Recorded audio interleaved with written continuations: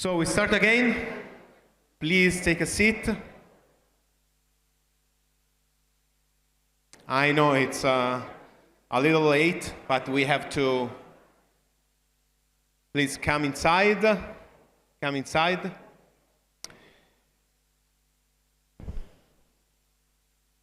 We proceed in our conversation, and Silvia introduced the argument today, and we have two more guests that I have to thank for coming to Florence, and I will present them in a minute. We will talk about how data and AI, and of course innovation, generically innovation, because we talk about also something that is not data, may help sustainable tourism. And also the definition of sustainable tourism we discovered and may change depending on the point of view. So I will invite on stage with me Elke Dance. Elke Dance is the founder of Place Generation and Global Program Director of the NGO Travel Foundation. Please come on stage. And Nico Nichols, and it's the CEO and co-founder of ZEERO from Trees for Travel. And maybe you can add something, when it's your turn to make a presentation. So I will start with the presentation. Please take a seat. I will sit with you. I will start with you, Elke, if you want to proceed, and I ask, se per favore possiamo avere la presentazione. Perfect. Do you have the clicker there for the slides? Yes, it's yeah, working. Sure. Yes. You can see. Okay. The stage is yours. Thank you. I'll stand if that's okay. I was asked to speak about sustainable tourism development and how data and AI can leverage this. And apologies, this is an English expression, but it means that seeing the forest through the trees, especially in sustainability, some people are focused so much on one tree, for instance, plastic waste or emissions, that they don't, or that they forget the whole idea of sustainability. So they don't see the forest through the trees. So it is what we often see in sustainability, and I would like to show you some examples today. In 15 minutes, some global approaches, some local approaches, and I'm going to start with this city. Anyone has an idea? It looks a colorful, it could be even a colorful Italian city, maybe. Do you know which city this is? Helsinki. So a bit colder than here, and also very sustainable. They are, as a country, actually on the highest #1 position on the SDGs. They are looking to get to achieve the carbon neutrality by 2030, and they became the #1 on the GDS index. The GDS index is a Destination Sustainability Index, where countries or cities can really make progress on. So you will need to fill in a list of questions. You see here an example of green destinations questionnaires. In total, it's 83 questions and 286 sub-questions, so it's a lot of work for these destinations.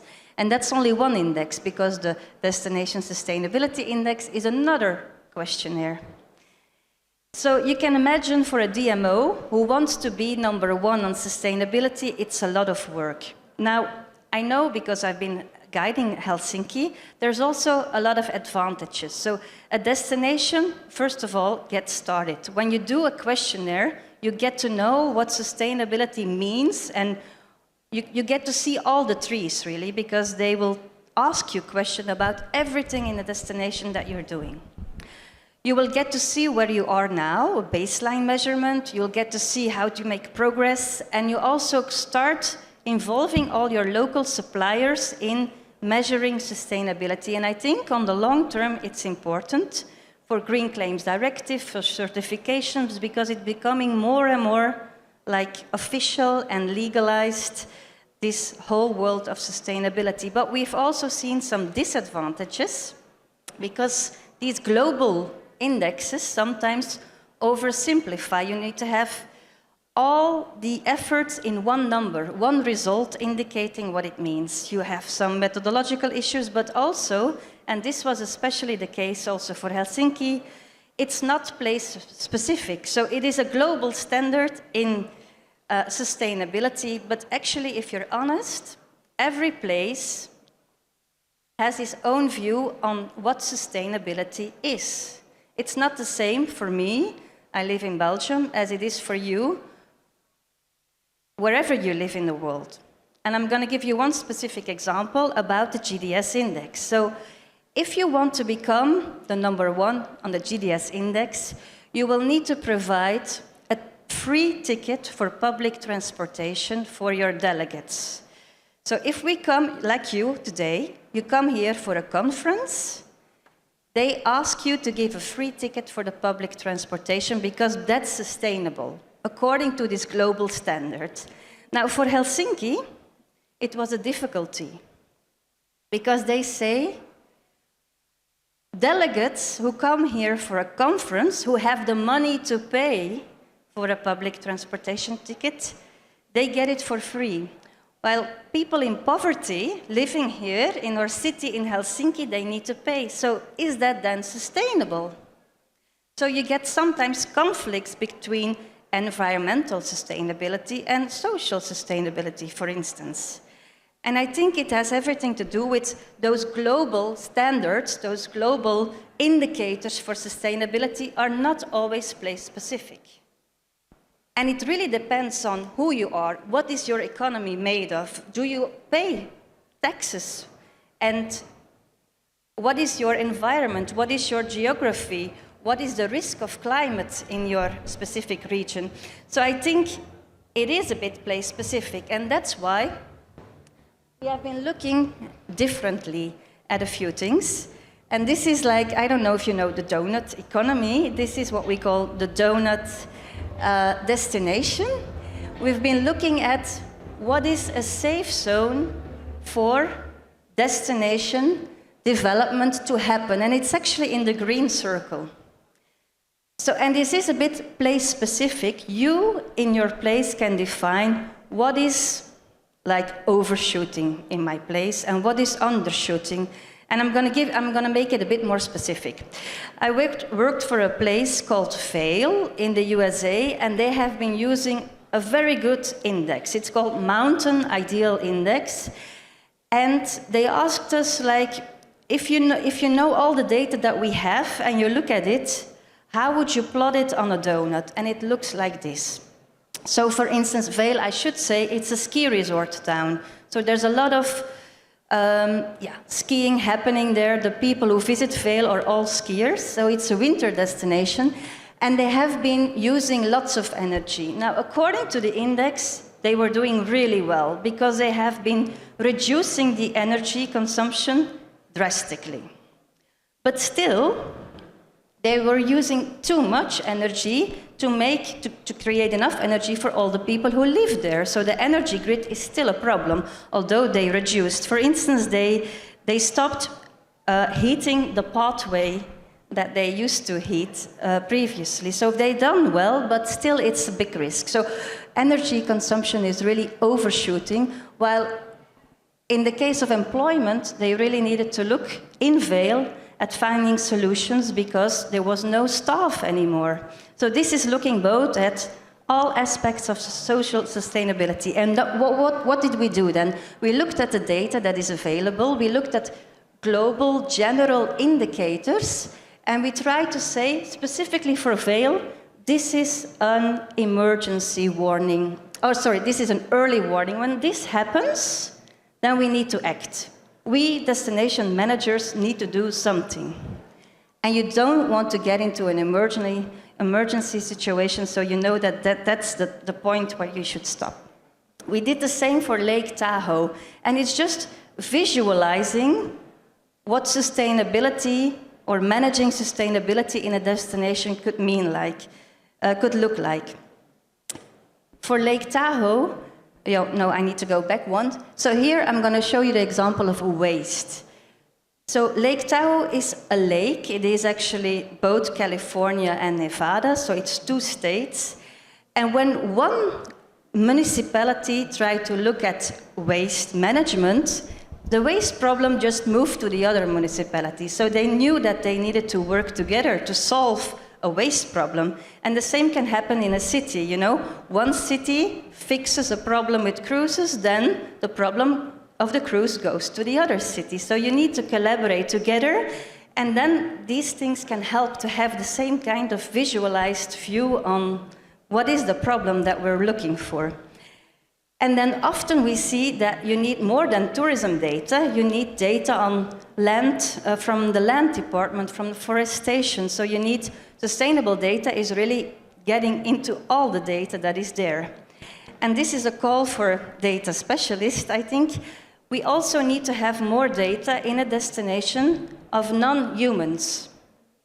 And non-humans, I mean nature assets, I mean cultural assets, all the things that we travel for, basically. And it might sound a bit crazy, but 50 years ago already, there was someone who's called Christopher Stone who wrote a book about it. And he said, actually, trees should have a voice. They should have rights to be taken seriously in decision-making. And I think in tourism, it is absolutely true.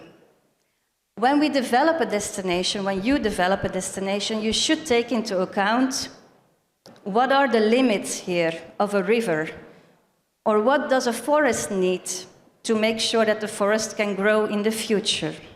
Because if we build a new investment or we create a new tourist attraction somewhere, you want to know if it's a good thing and if we don't reach any limits. So it's not there yet, but I think it's crucially important because a destination is everyone's business. And we need everyone to look for solutions. And so here's a few examples that we've seen with the Travel Foundation where data and AI really helped us, I think. One is EasyJet, and this is Tenerife. This is a key market for EasyJet. What they have done is developed together with some students from Oxford, some technologies that might be known already to you, like a food waste app, which has helped all the hotel restaurants, but they've done it for their own hotels. Now the challenge is, why only for the EasyJet hotels? Why not for all hotels in Tenerife? And the same for the smart showers, you know. If you do something like that, scale it up, do it for the whole destination. And here I want to mention Iberostore because they look at everything that they do as a pre-competitive collaboration. I think it's important. There shouldn't be any competition in sustainability, I think, because you all need the same resources. And it all starts often with data again. If we know that a tourist is using 3 times the amount of water compared to a local person, then it's a responsibility of that tourism industry, of Iberostore, but all the other hotels, tour operators, to do something about the water management. And not only to get more water in the hotels, but also to really help to arrange floodings or when it goes bad in some situations. It's okay. And my last slide, that's again a wish for everyone who works with data and AI. I think it is really important when you work on sustainability that you put some restrictions in place. You know, like why don't we use as many plastic bags anymore? Because you're not able to use them anymore. It's forbidden, and that's what works best in the end. It's also a bit of human behavior, probably, that you just forbid some things. But I do want to say, and this is an example from Florence of 4 weeks ago, I think, yes, do put some restrictions when it's necessary, but also try to see the positive side of it, because I have children myself. I need to have clear rules, because otherwise they will behave badly. But when they really listen to me is when I tell them, well done, guys, you know, when I actually congratulate them on positive behavior, then I see them doing it much more and much better. So I would also invite all people who are able to make data and AI work to really maybe create an app or a platform, why not globally, where you really reward the guests, the visitors, for the behavior that you would like to see. And I think we all know what kind of behavior we would like to see. It's how we behave ourselves in the place that we live in. So it can even become a nice community project on getting that behavior that you want to see. And then just, give points, give a smile, because nobody likes to see that Duolingo app saying, oh, I miss you, right? Thank you. Thank you. But I love the Duolingo's example, because I am quite exasperated by all the notification by Duolingo, but it's still fun at the same time. Yeah, it's fun. And travel is fun too, right? Yeah, of course. So, question next. If you have any question, please hold for finishing the next presentation. And Nico. Hello, everybody. And first time in Florence, and I'm staying for 3 days to experience the city. So I'm looking forward to experiencing this region. So I'm Nico, and we created 3 brands. We have Trees for Travel, we have Trees for Events, and we have finally created ZEERO, which I'm here to speak about. We're always looking to inspire travel and empower travel to make this something that can leave a positive footprint wherever we go. We've all experienced our failures with crops, the floods that have been happening, we've had forest fires, we've had droughts. Our weather systems are completely crazy at the moment, and that is all coming down to inaction and climate change. But I'm not going to make this a tough session. This is going to be an empowering session. You will leave here feeling that there is really something that we can do today.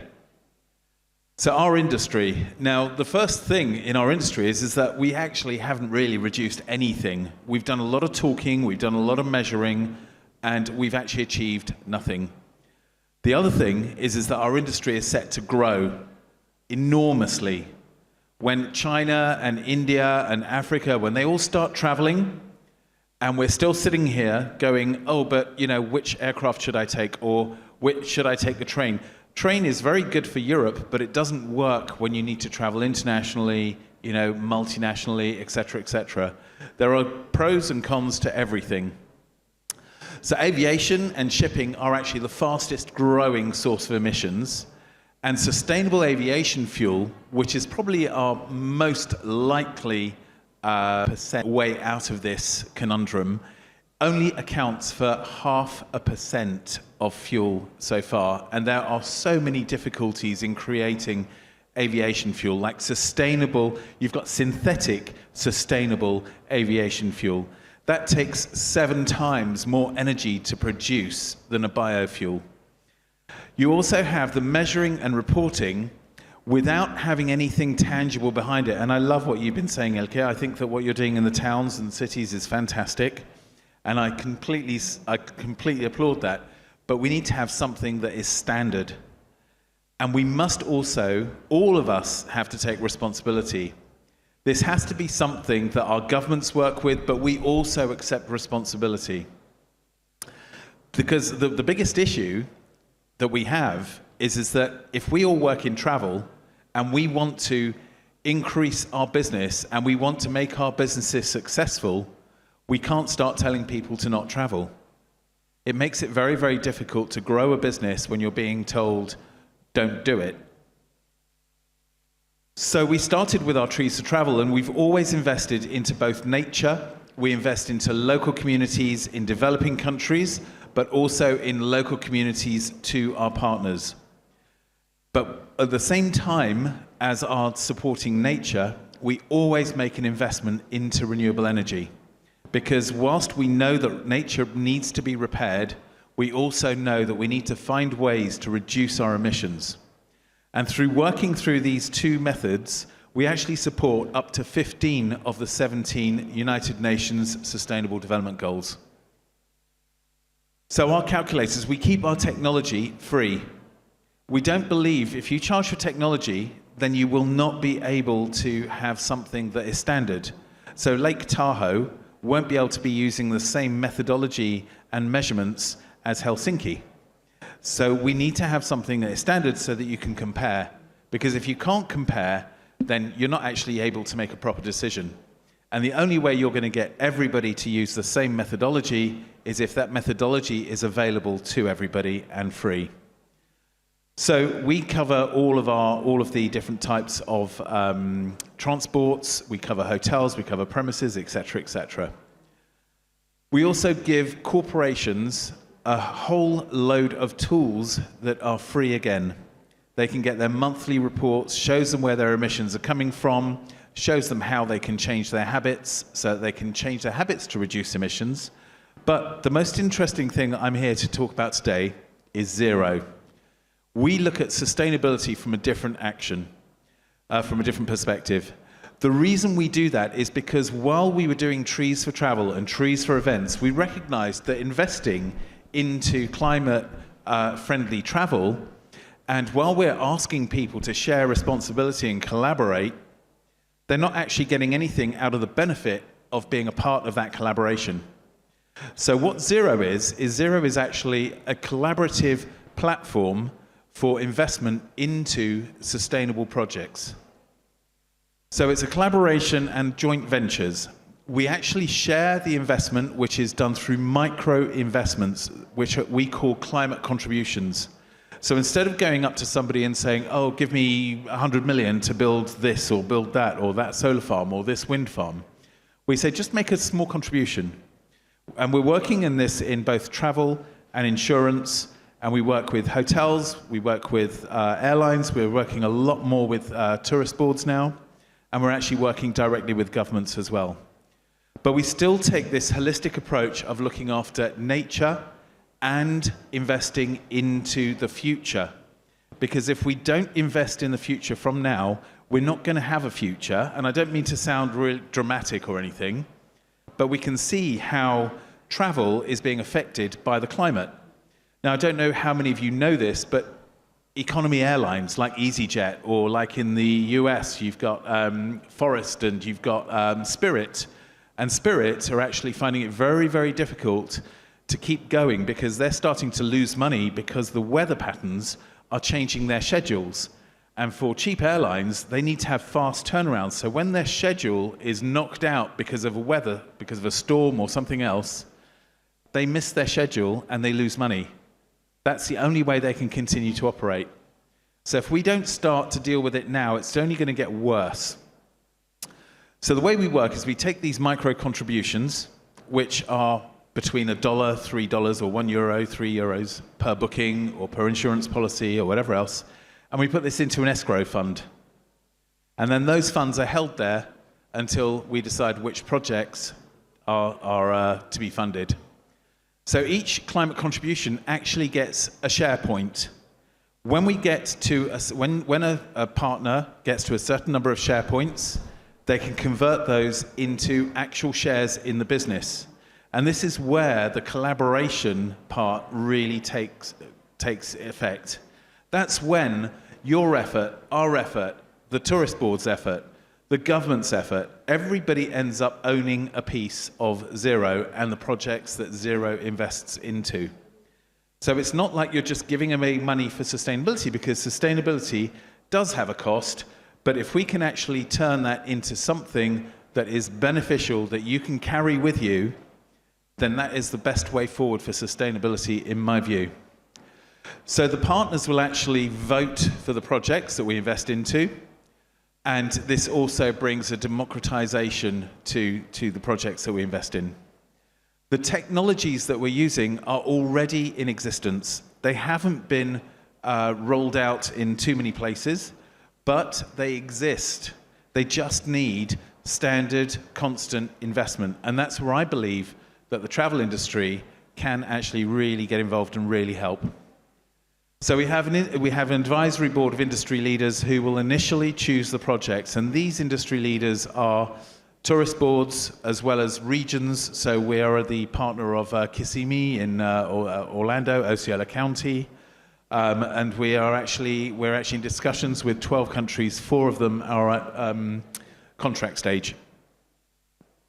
So our Blueprint pilot project. Now this is a project that brings independence for energy to regions. It helps to actually truly decarbonize regions. And this is where travel can actually really say, hey, because we actually went there, we can actually show benefit to that region that we brought to it.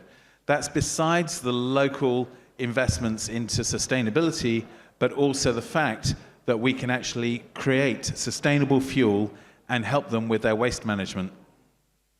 So what we're working on is we're working on hydrothermal liquefaction. This is a process that the world takes millions of years to create crude oil. This process makes bio-crude oil within minutes.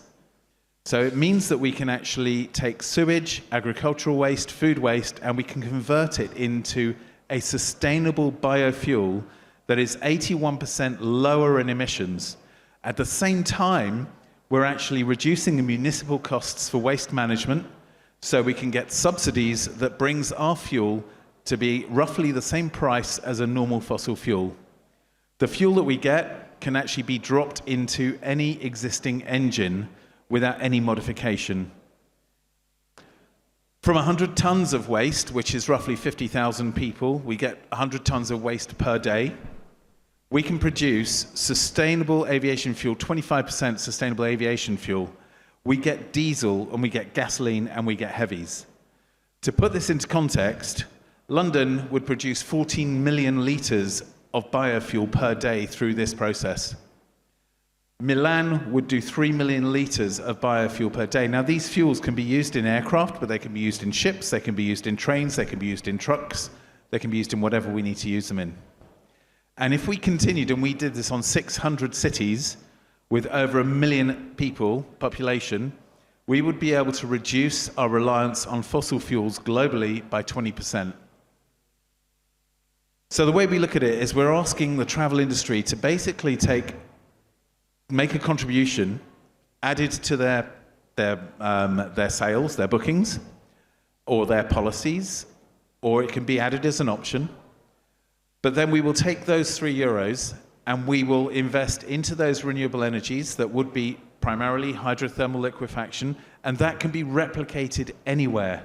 These are modular plants, so they can start small, and then you can build onto them one at a time so that you can process more and more and more as you require. And then the other half of the €3 will go into nature. We will continue with our reforestation projects, where we've now planted 1.5 million trees from September. And we will also invest into the local projects given forward to us by our partners. We also are putting 1% of our revenue into a first response climate disaster fund, so that when there is a forest fire or something, we can actually give something to help people before the insurance companies can kick in. So that's it, actually. There you go. Thank you. Thank you. I think it's a deep dive in one of the best practice that you can have in turning a destination a better place for everybody. But Elke, it was fascinating your picture before about a platform to reward the travelers, but also the citizen, where they are involved in good practices. Do you have any example for that, or around the world, based on your experience? Yes, I know Europe famous hostels. They have probably an app, but I know that you can get points if you travel there to any hostel by train instead of plane. And then you collect points, and you can then use those points to probably have a free drink. I don't know the whole list of rewarding systems. Yeah, and they were looking, but it's not there yet. They were also looking at how can we make the visitor do things in the destination. So talk to the tourism board, talk to the community around the hostel to see if by not only traveling sustainable, but also visiting sustainable, that they could also join this point system. Yeah. Also, what do you think about the Copenhagen program? Copenpay is the same, same actions, I think. Yeah. Well, I think it's Cope and Pay. Cope and Pay. So I think it's good. But I would open it up. So now it's closed in more like in the tourism. So if you do, for those who don't know Cope and Pay, if you do a cleanup, for instance, of a street or the river, then you can go for free to a museum. But so I would open that more up. Like you can do any kind of activity. Not only even if you travel on public transportation, exactly, you have a free drink, for example, these kind of things. Yeah, and I think that's the plan of Copenhagen to it was just the first version, but they want to make it bigger and bigger, and and they included already the residents, which is interesting, I think, because why only reward visitors for good behavior? You know, you can also, I think it's something you can share with all people. And that's a tough question. I know we have, seated here in the first line, Anthony. We registered a podcast episode a few months ago about the initiative of Venice, that, closes and there is a ticket for entering Venice. What do you think about this kind of initiative? Well, it's a personal opinion. Oh, sure, don't worry. There is nobody there. There's nobody here. Well, I think it's a bit silly if you ask an entrance fee of like €5, I think. Now it's 10. Or 10, okay, 10, which, would make me drink 1 coffee or 2 coffees less at San Marco Square. So I think as a marketer's experience, I think it's not efficient because what you need to pay to get in is too low. So I don't think it's really, it misses its effect, Yeah. You're right. Because it doesn't reduce the number of people that come to Venice, but the only goal that was, the only goal is to raise up money. Well, yeah, and then you're just cashing, right? And I heard that the system behind it is also very expensive, so probably all the money that people pay just goes into the system and is not again benefiting then the community or doing something about the real issues. Yeah. Sorry. No, I ask you, so it's my responsibility. And I usually say that we have to, I love also one of the first slides where you say this place is unique, like the way we see sustainability. So in any place there is a different way to see sustainability, and I totally agree for that. But I usually say that we need to start seeing sustainability like a way to find a balance. It's one of the keywords of this year BTO. So to find a balance between the quality of life of the cities and residents and the quality of experience of tourists or temporary residents. So do you think maybe a global definition for sustainability? Because everybody is involved at the end of the day. Yeah, but I do still also think if you talk about quality of life, it can be something different for you living in Tuscany than for me living in Antwerp. Right. So yeah, but of course there's a general, let's say, baseline. You cannot have poverty, and but also the SDGs are helping us already there. So I wouldn't over-define it. I would just say, okay, this is us. This is what we like. This is what we like to see more of in Venice, and then act accordingly. Yeah, right. We will talk again about that. Nico, you talk about a new way of. It's amazing the number that you presented about how the impact could be reduced with what you presented, and why. So, what is the major blocker for the adoption of this technology? Well, the major blocker with any sustainable fuel technology has been really the oil companies, because they have their product and they have their job to do. They have to deliver profits to their shareholders, and they need to continue down that road. So whilst they will invest into sustainability, they will do it almost to just look good. So Shell has just been through action in the Netherlands for stopping the development of a sustainable fuel plant, which they're being fined nearly $1 billion for. When we look at air travel, and there was actually a slide missing from the presentation, If we take 4 billion travelers every year, and if each airline was to pay just $3 onto each ticket for the next 5 years, we would be able to actually produce and deliver all of those hydrothermal liquefaction plants on 600 cities by mid-2030. That would mean that not only aviation would have 20% of its sustainable aviation fuel, but you would also be able to decarbonize different sectors.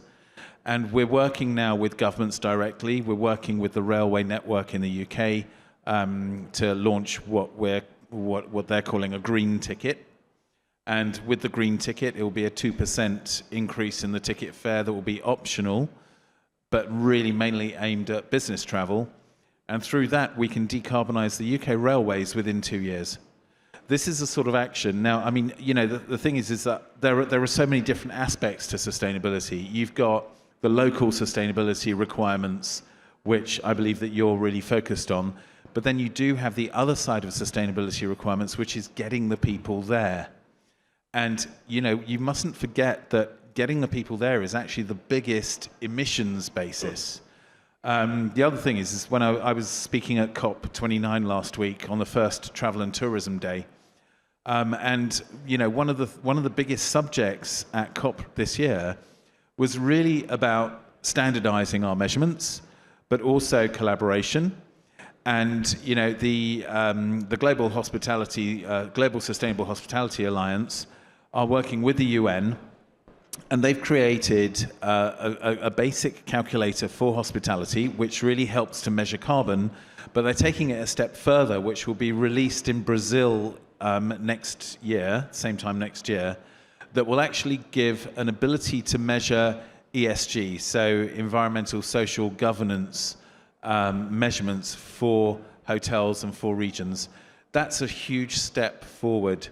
I also think that, you know, rather than working on the complexities, and whilst this is an AI session, I really think that we must never forget HI, human intelligence, because a lot of what we're actually looking for is common sense. And I think that we can get really caught up in numbers, and we can think we're achieving something. But our main business with Trees for Travel, we started Trees for Travel during COVID, and our first market was business travel because there was no leisure travel. And with our business travel, air travel is 3% of emissions. Call it that. Business travel is 30% of travel. So only 1% of emissions globally is down to business travel. But if you then invest a lot of money into tools and technologies so that you can say, oh, I should take the Airbus, not the Boeing, okay? You might get 20% further reduction, which means that you're going to save a maximum of 0.2% of emissions. What we should be doing is, instead of spending lots and lots of money on corporations getting high tech, we should have a standard that is blocked, so everybody must use the same standard.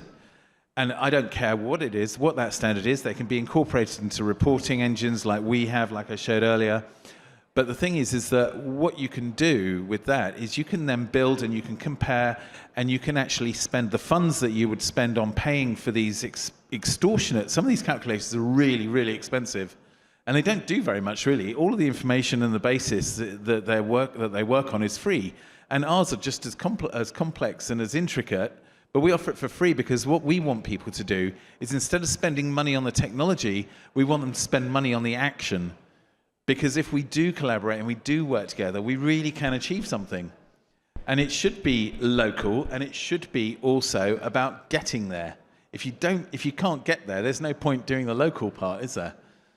So, you know, that's my opinion. Thank you. No, that's that's really.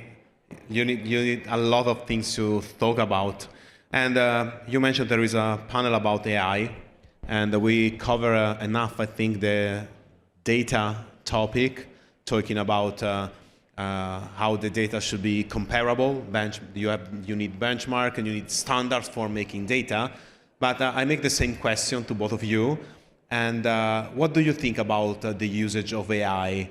So right now, with the actual tool, the AI doesn't help to solve sustainability. For example, because if you can try, everybody can try, if you ask to organize a trip in Florence, for example, you receive exactly the same spots. So even if you try to refine your search, like Tim said before, I mean, there is a huge bias in the contents that train the AI, and instead of, driving you in the less crowded space, they continue to bring you in the most crowded places on the city.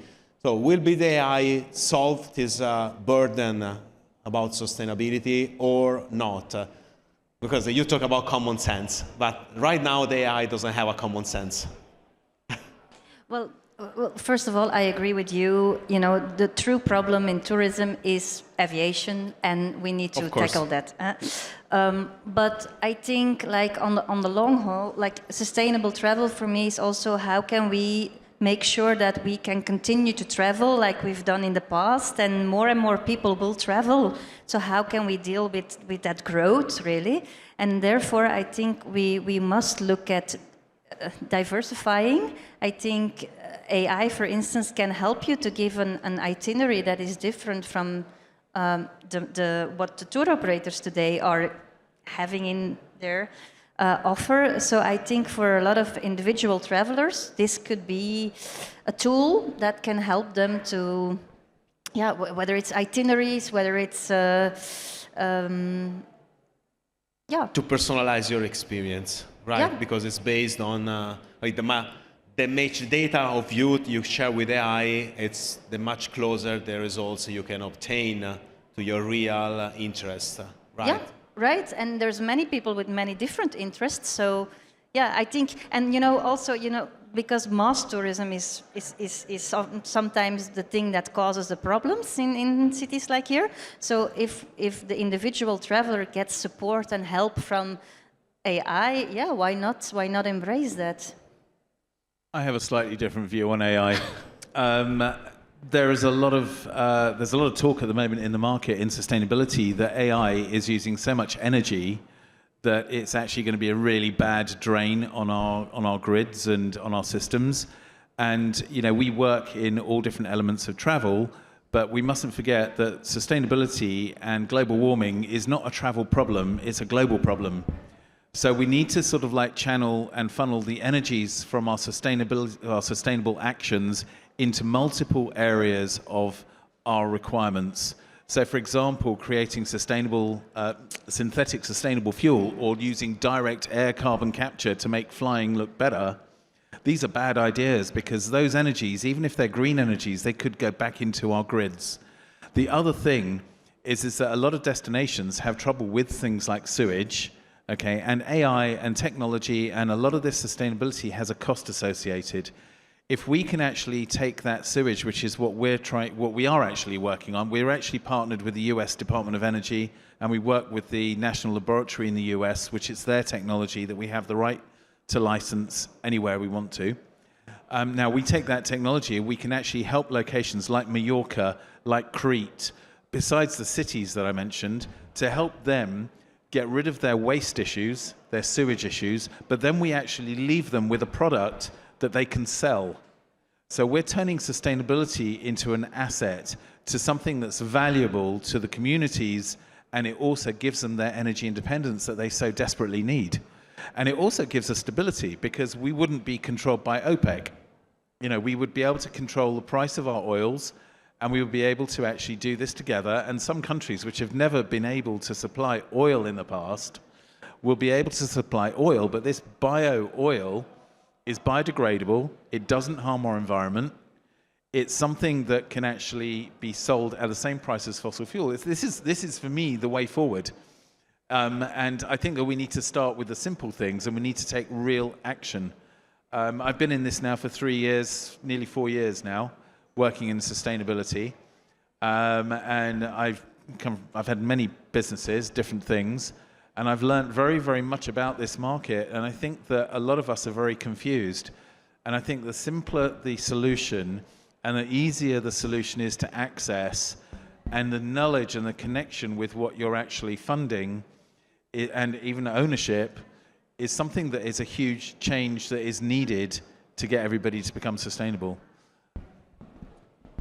I'm quite sorry for the voice. I'm quite positive about AI. I think the AI that we have today is the worst AI that we will ever met in your life because it's exponential how AI is getting better and better day after day. Of course, what I scare is there is some big player, and with big player I mean Google, for example, that own our own data, and of course, with their AI, they can use our own data to give us a better experience. So that's right, what you said, but the energy problem, I think it's temporary right now. With the technology became more and more efficient, and the history of technology followed the same path, even from the AI.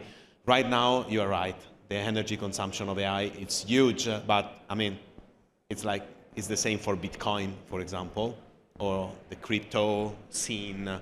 So it's nothing new, and it really depends on how will evolve the market and how the big player will move for that. I don't think the OTA will win the battle of AI. The only player that can, be the real player of AI of the future, in my opinion, it's Google. AI definitely has its place, and it can definitely help with, identifying what a user wants. It can use, it's just, number crunching really. But it's just when it comes to sustainability, I think there are some very simple things we could start with. Yeah, that's right. So back to basic, start with the little things, and of course, getting people there is the most way to getting more and more sustainable. So there is any question? If there is no question on the public, thank you, and we will see again in 10 minutes.